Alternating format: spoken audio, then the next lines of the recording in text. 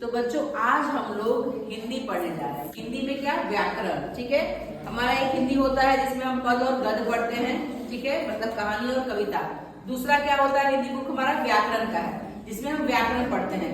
मतलब हिंदी को हमको कैसे पढ़ना है, कैसे लिखना है, क्या उसके लिए नियम बनाए गए हैं, उसको हम लोग व्याकरण कहते हैं। व्याकरण में वो नियम बताए गए हैं हिंदी को हमको कैसे पढ़ना है, शब्द क्या है, वाक्य क्या है, ठीक है, मुहावरे क्या है, विलोम शब्द क्या है, ये सब व्याकरण में बताया गया है। संज्ञा क्या है, ठीक, मतलब हिंदी एक ऐसे ही नहीं बन जाता, बहुत चीजों से बन के एक हिंदी बनता है, ठीक है। तो वो नियम कानून व्याकरण के अंदर होते हैं, जिसमें आज हम लोगों ने एक पॉइंट चुना है मुहावरे, ठीक है। मुहावरे होता क्या है, सबसे पहले तो हम लोग ये जानेंगे कि मुहावरे है क्या, ठीक है। तो आइए हम लोग उसकी परिभाषा जानते हैं। जब कोई वाक्यांश जो अपने साधारण अर्थ को छोड़कर किसी विशेष अर्थ को व्यक्त करता है उसे मुहावरे कहते हैं। जैसे कोई एक वर्ड, एक वाक्य है पूरा, ठीक है, पूरा वाक्य को हम छोड़ देंगे, उसमें से वाक्य का एक अंश उसको निकालेंगे हम, ठीक है। वो एक अंश अपने साधारण अर्थ को छोड़कर विशेष अर्थ ग्रहण करेगा, उसी को हम लोग मुहावरे कहते हैं। जैसे फॉर एग्जाम्पल हम लोग देखते हैं आंखों का तारा होना, इसका मतलब क्या हो गया, बहुत प्यारा होना, ठीक है। बहुत प्यारा होना साधारण अर्थ है और आंखों का तारा होना विशेष अर्थ है, ठीक है। सबसे पहले ये समझना होगा। बहुत प्यारा होना एक सिंपल वर्ड है ना। हम लोग नॉर्मली यूज करते हैं कि हमको मेरा खिलौना बहुत प्यारा है, मेरी किताब मुझे बहुत प्यारी है ना, हम लोग बोलते हैं ना। तो उसका मतलब उसका विशेष अर्थ क्या हो जाएगा, आंखों का तारा होना। अब हम साधारण में उसको नहीं लिखेंगे, बहुत प्यारा ना लिखकर हम क्या लिखते हैं विशेष अर्थ में, आंखों का तारा होना, ठीक है। अब इसका हम लोग वाक्य देखते हैं। जैसे एक पूरा वाक्य, ठीक है, राम अपनी दादी की आंखों का तारा है, ठीक है। क्या लिखा हुआ है, राम अपनी दादी की आंखों का तारा है। तो ये विशेष अर्थ लिखा हुआ है, इसका साधारण अर्थ क्या होगा, बहुत प्यारा होना, ठीक है। साधारण अर्थ हो गया बहुत प्यारा होना और हमने लिखा यहाँ पे आंखों का तारा होना। तो ये वाक्य एक पूरा वाक्य है कि राम से शुरू होकर है तक एक पूरा वाक्य है, लेकिन ये जो अंश है आंखों का तारा, ये वाक्य का एक अंश है, इसी को हम लोग मुहावरे कहते हैं, बस और कुछ नहीं है मुहावरे, ठीक है। एक वाक्य का अंश को हम लोग मुहावरे करते हैं जो अपने सिंपल अर्थ को छोड़कर विशेष अर्थ को ग्रहण करता है, ठीक है, व्यक्त करता है, ठीक है, बताता है हम लोगों को। तो ऐसे ही मुहावरे के कुछ एक उदाहरण हम लोग आज देखेंगे, ठीक है। ध्यान से सुनिएगा आप लोग, अगर आप लोगों को पता होगा तो आप लोग बताइएगा, नहीं तो फिर मैं बताऊंगी, ठीक है। कांटा निकालना, कभी कभी हम लोग चलते हैं तो मेरे पैर में कांटा चला जाता है ना, तो हम लोग कांटा पैर से निकालते हैं ना, तो उसका क्या मतलब हुआ बताइए। हम अगर कहीं चल रहे हैं, रास्ते में अभी मैं चल रही हूँ, मेरे पैर में कांटा चला गया, तो मैं रुक के पैर से कांटा निकाल रही हूँ, तो उसका क्या अर्थ होगा, कुछ सोच सकते हैं आप लोग,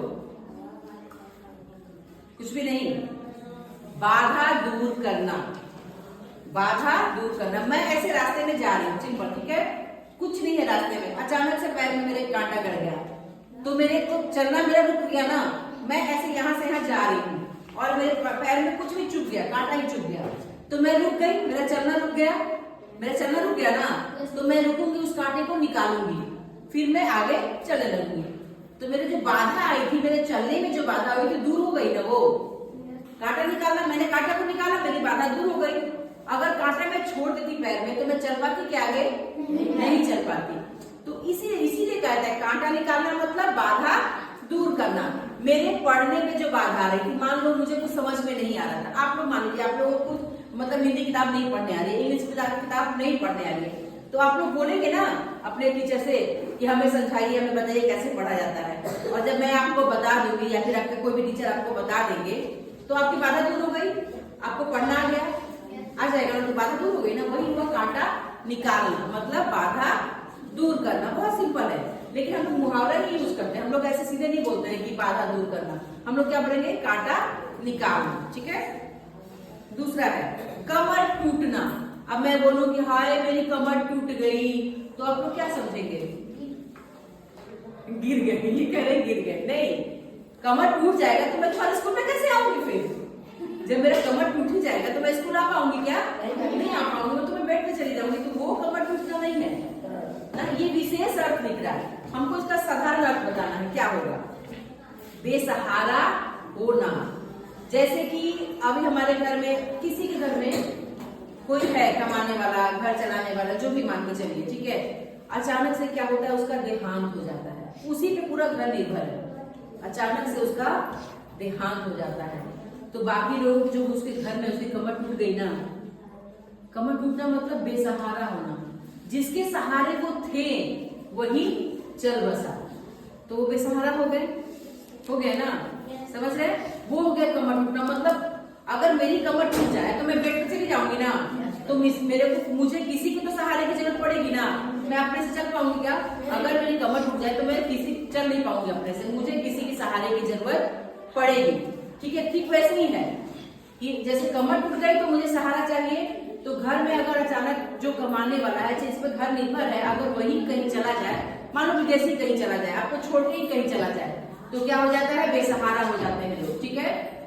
चलिए दूसरा पढ़ते हैं, दांत खट्टे करना।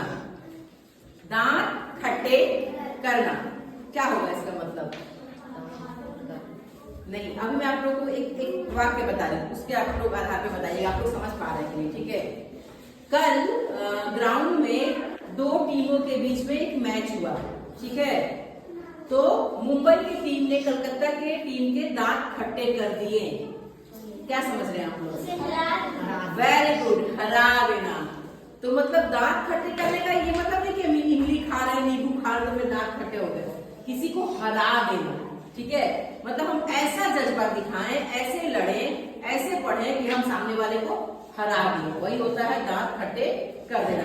अब हमारी क्या बोले, हमारे प्रोग्रेस से, हमारे जीत से किसी को तो बुरा लगेगा ना, जो हार जाएगा उसको तो जाएगा कि बुरा लगेगा, तो उसका दांत खट्टा होगा ना, वो थोड़ा सा उदास हो जाएगा, उसका मुंह थोड़ा ऐसे हो जाएगा, कभी कभी उसको गुस्सा भी आएगा, उसका दांत खट्टा हो जाएगा, ठीक है? वो दांत खट्टे करना, ठीक है? मतलब हरा देना, समझ रहे हैं आप लोग? पेट में चूहे दौड़ना, ये तो सबको पता होगा, पेट में चूहे दौड़ना, भूख लगना, बहुत अच्छी बात, ये सबको पता है। तो क्या सच में हमारे पेट में चूहे दौड़ने लगते हैं?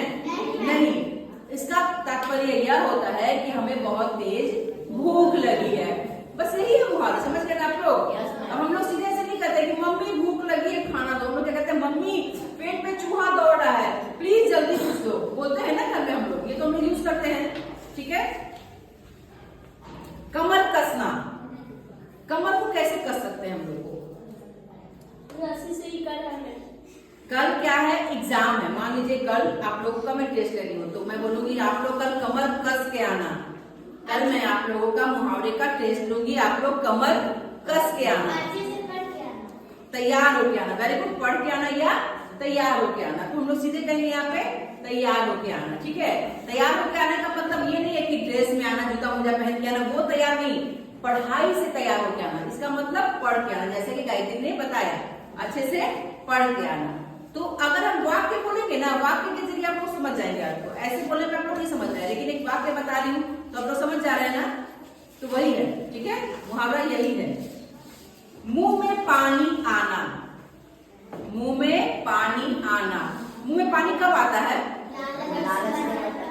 जब हम लोग किसी चीज को खाने को देखकर लालच आती है, जैसे अभी आपके सामने आप लोग को अंडा पसंद है, मैगी पसंद है, तो कोई मैगी खा रहा होगा तो ऐसे हमारे मुंह में से पानी, हम लोग लगता है कि हम लोग भी खा रहे, मुंह में पानी आ जाता, आता है ना, नेचुरल है, सबके साथ होता है, मेरे साथ भी होता है, सिर्फ आप के साथ नहीं, सबके साथ होता है, ठीक है? नेचुरल चीज है। तो मुंह में पानी आना मतलब खाने वाली चीज को देखकर लालच आना। अच्छा, कपड़ा कोई अच्छा पहन के आ रहा, कोई अच्छी साइकिल चला रहा हो, किसी के पास अच्छी बाइक हो, तो उसको देख के मुंह में पानी आता है? नहीं, ठीक है? सिर्फ खाने वाली चीज को देखकर आता है, तो वही इसका मतलब है कि लालच आना, ठीक है? खाने वाली चीज को देखकर लालच आना। तो इतना तक आप लोग समझ गए ना? अब कोई दिक्कत नहीं आएगी ना? तो आज हम लोग मुहावरे यहीं तक खत्म करते हैं, ठीक है? फिर हम लोग आगे और पढ़ेंगे।